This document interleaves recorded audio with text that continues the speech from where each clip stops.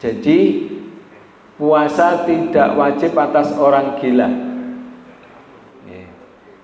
Ini secara fikih itu dibahas, Pak. Padahal menurut kita secara logika sederhana ya, jenenge wong ora waras ki ya ora duwe kewajiban kan gitu. Tapi fikih harus detail. Kecuali jika akalnya hilang gara-gara ulahnya sendiri, maka dia harus mengqadha puasa tersebut. Hukumnya sama seperti orang yang menjadi mabuk karena ulahnya sendiri, di mana dia harus mengqadha puasa. Karena kalau dia mabuk pada saat itu gak sadar, hilang akalnya, maka dia tidak wajib berpuasa. Tapi di waktu yang lain wajib untuk mengqadha, untuk menggantinya.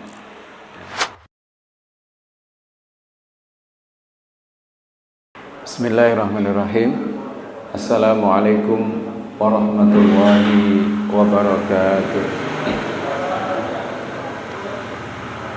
Alhamdulillahi rabbil alamin, wa bihi nasta'in ala umurid dunya waddin, wassalatuhu wassalamuhu ala nabiyil karim Muhammadin al-amin wa ala alihi wa ashabihi ajma'in, amma ba'd.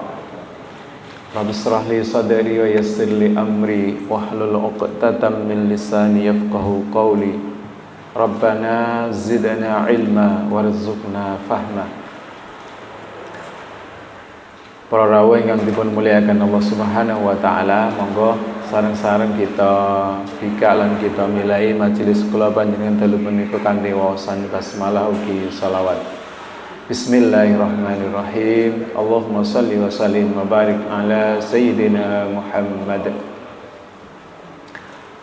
Lan monggo tansah muji syukur dumateng ngarsa dalam Allah Subhanahu wa taala ingkang dalu punika taksih paring rahmat, nikmat, hidayah saha inayahipun dumateng kula panjenengan sehingga dalu punika taksih saged bermuwajahah kanthi kawontenan sehat.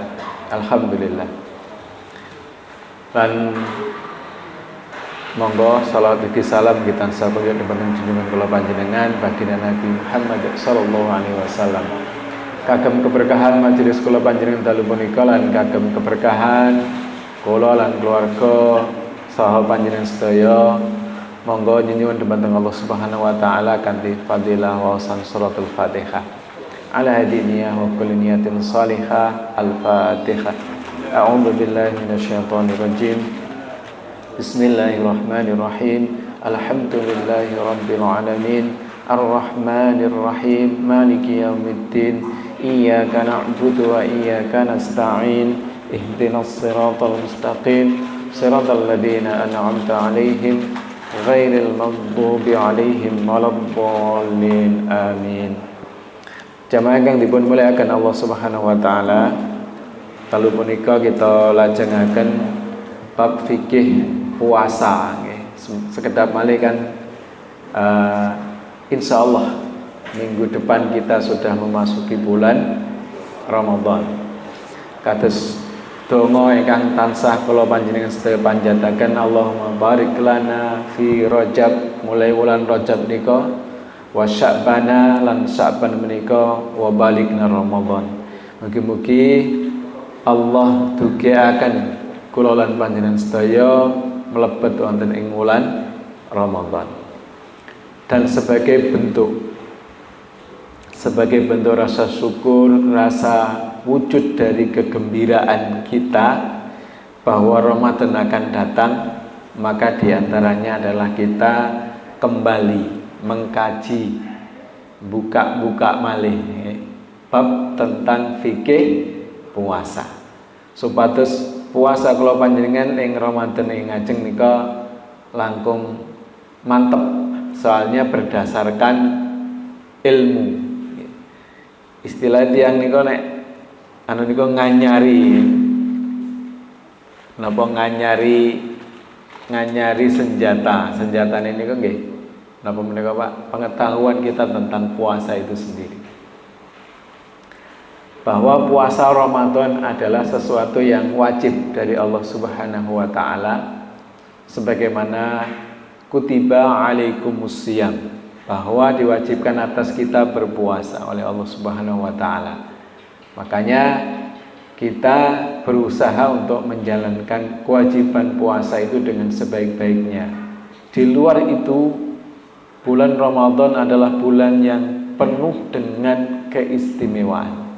Karenanya kita dianjurkan untuk memperbanyak ibadah dengan berbagai macam bentuknya di dalam bulan Ramadan nanti. Kita sampai kepada bab tentang syarat-syarat puasa. Langsung mawon, ini saya cuplik karena banyak.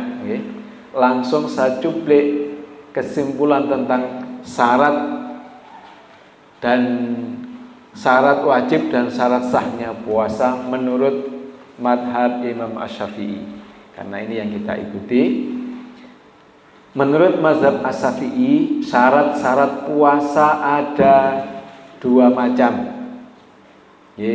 Pertama syarat kewajiban, dan yang kedua adalah syarat keabsahan.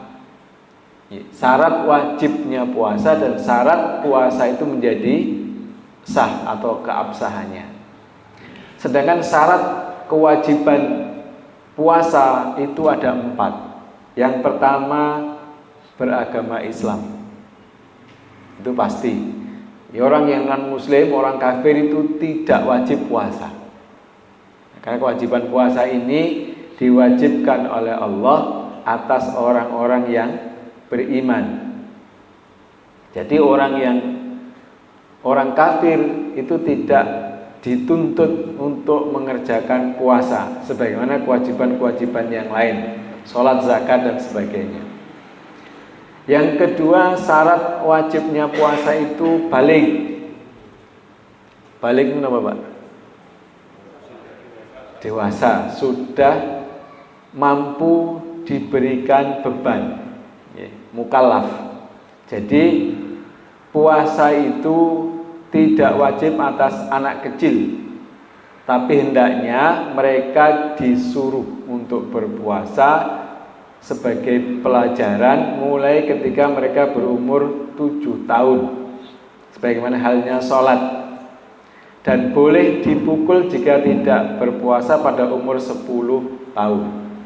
Jadi mulai diajari mulai kecil, syukur selama mereka belum punya beban itu. Makanya kadang posone didamel posone beduk. Nah, itu dalam rangka melatih. Nah, mereka disuruh untuk berpuasa mulai umur 7 tahun dan boleh diberikan hukuman, dipukul dalam artian bukan disiksa lagi, dipukul dalam artian bentuk kesungguhan bahwa ini kewajiban, itu mulai umur 10 tahun. Syarat wajib yang ketiga adalah berakal. Jadi puasa tidak wajib atas orang gila. Ini secara fikih itu dibahas, Pak. Padahal menurut kita secara logika sederhana ya, jenenge wong ora waras ki ya ora duwe kewajiban kan gitu. Tapi fikih harus detail. Kecuali jika akalnya hilang gara-gara ulahnya sendiri, maka dia harus mengqadha puasa tersebut. Hukumnya sama seperti orang yang menjadi mabuk karena ulahnya sendiri, di mana dia harus mengqadha puasa. Karena kalau dia mabuk pada saat itu gak sadar, hilang akalnya, maka dia tidak wajib berpuasa, tapi di waktu yang lain wajib untuk mengqadha, untuk menggantinya. Jadi kalau orang gila jelas ketika dia kemudian sembuh dari gilanya, maka baru dia punya kewajiban untuk berpuasa.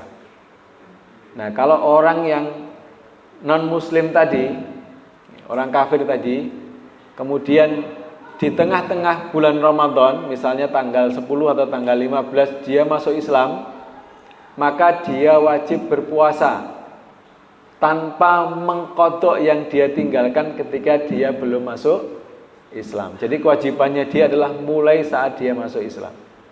Nah, jadi misalnya tanggal 15 baru masuk Islam, maka dia tanggal 15 siang masuk Islam, berarti dia belum punya kewajiban. Besoknya baru dia wajib untuk puasa seterusnya. Syarat wajib yang keempat adalah mampu. Mampu di sini secara fisik, ya. Secara fisik tidak ada beban, ya. Artinya tidak ada sakit yang diderita yang kemudian sakit itu menyebabkan dia boleh tidak berpuasa. Ini syarat wajib. Kemudian syarat keabsahan juga ada 4 menurut Imam atau Madzhab Asy-Syafi'i. Yang pertama, beragama Islam saat puasa. Ya. Jadi puasa tidak sah jika dilakukan oleh orang kafir atau orang murtad. Jadi beragama Islam. Yang kedua, tamyiz atau berakal pada keseluruhan siang yang diwajibkan puasa itu. Ya, hampir mirip-mirip. Kemudian yang ketiga, untuk ibu-ibu bersih dari haid dan nifas selama siang. Ya. Karena ijma' para ulama, puasanya wanita yang haid atau nifas itu tidak sah jika pada siang hari tiba-tiba datang. Kalau misalnya paginya belum, siangnya kemudian datang, maka hari itu puasanya dianggap tidak sah. Jadi harus mengqadha di lain harinya. Yang keempat, syarat sahnya puasa adalah waktunya boleh diisi dengan puasa.